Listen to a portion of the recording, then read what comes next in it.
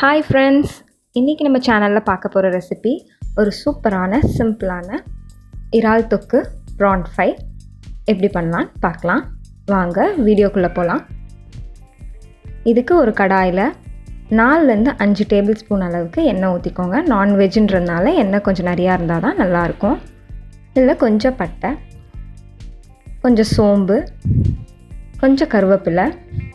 இது பொரிஞ்சதும் 2 medium size வெங்காயம் சின்ன சின்னதாக வெட்டி வச்சுருக்கேன், அதை இது கூட சேர்த்துக்கலாம். நல்லா வதக்கிக்கோங்க.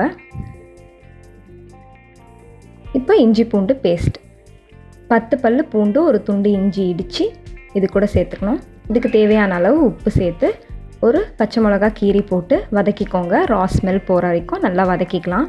உங்களுக்கு தொக்கு எவ்வளோ வேணுமோ அதுக்கேற்ற மாதிரி நீங்கள் வெங்காயம் இன்னும் கொஞ்சம் எக்ஸ்ட்ரா போட்டுக்கலாம். 1 டீஸ்பூன் மஞ்சத்தூள் இப்போ இது கூட சேர்த்து மிக்ஸ் பண்ணிக்கோங்க. நான்வெஜ்ன்றதுனால மஞ்சத்தூள் நிறையா போடணும்.